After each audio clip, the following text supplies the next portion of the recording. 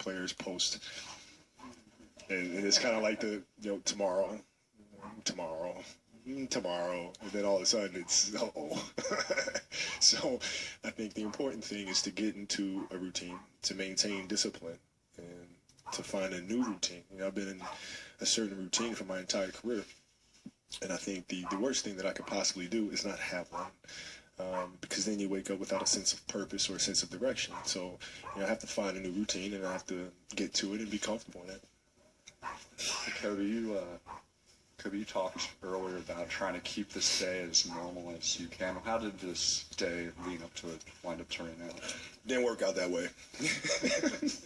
Didn't work out that way in a good way. I mean, there was so many people to talk to, and items to be signed, and pictures to be taken, and I just gave myself up to that because I said, this is fine. This is cool, man. Just let it go. Just let it ride. Just enjoy it, and it was fun. Kobe, ¿te llegaste a imaginar antes del partido que fueras a tener un partido como este? No. Ni en tus mejores sueños. No, claro que no es posible. Eso no es posible. No sé qué puedo, no sé, no tengo más que decir. Es un sueño, pero no imagino, nunca puedo imaginar que este partido o este juego va a ser así. Nunca.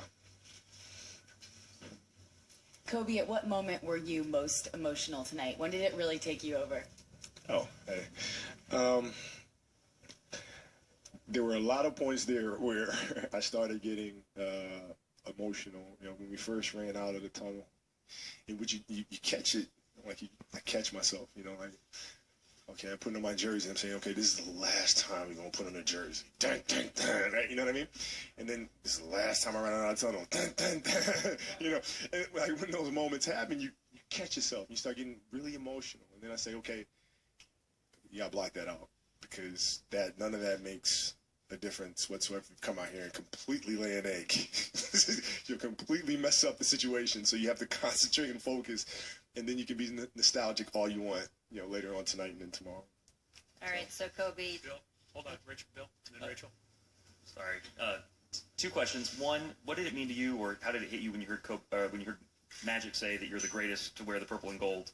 And two, how closely were you watching the tribute videos as they poured in, and which ones jumped out at you? I refuse to believe it because Magic is my hero. Like, I don't think you guys truly understand how much of a diehard fan I was, like a Laker fan. Like, dude, I was like, Magic was all over my wall.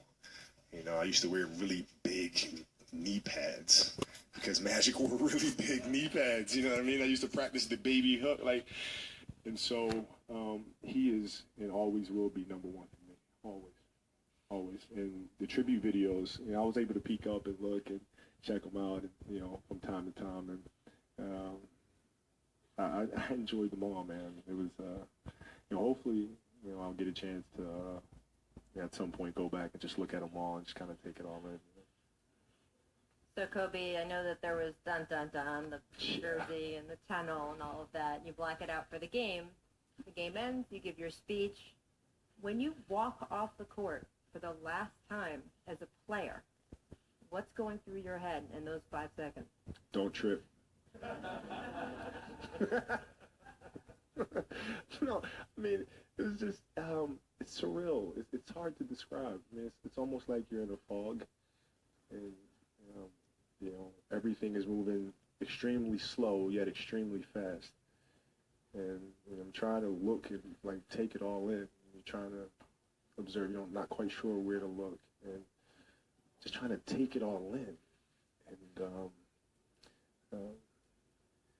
it's very difficult to do, but I mean, it's just like a dream, just a dream.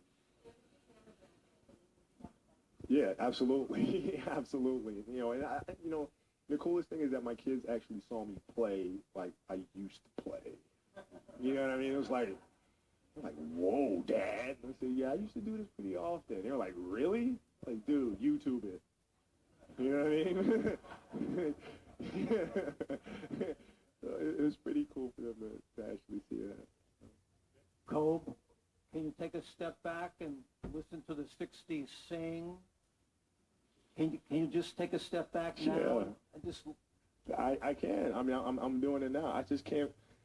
I can't believe this happened. You know, like I can't even. This is crazy to me, man. It's crazy to me. It's crazy, and I can. What? I mean, there's no way I could possibly imagine this happening, and just deeply honored by the fans, and you know, to be able to put on that type of show for them, and because of all the support that they've given me, and you know how we grew up together. You know? The fans have been coming here from day one, and so to give them this type of show on the last one is, you know, it means everything. Kobe, as the points are mounting quickly, 20 and 30 and 40, the fans are whooping it up. What are you and your teammates saying to each other? We can see the smiles. My teammates were just continuing to encourage me and continuing to say, dude, shoot. I was like, it's like reverse. You know, it's a weird year. You know what I mean? Like, you go from being the villain to now being some type of a hero, and then go from everybody saying pass the ball to shoot the ball. It's like really strange. But I enjoyed it, man. They were very encouraging and continuing to feed me and set picks for me and stuff. And it felt like a sense of responsibility to continue to play. I mean, there are times where I drove to the basket, dude, where my legs were just like, what are you, nuts? And I just throw the ball up and it goes in. I was like, oh, thank God. You know. Kobe, aquí. Dos preguntas.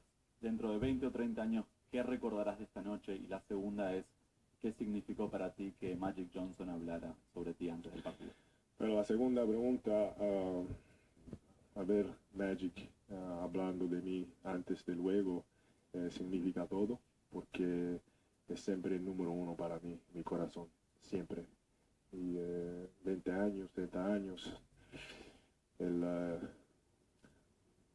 todo este día, todo el día, arribando aquí, preparando para el juego, todas las fotos, los autógrafos,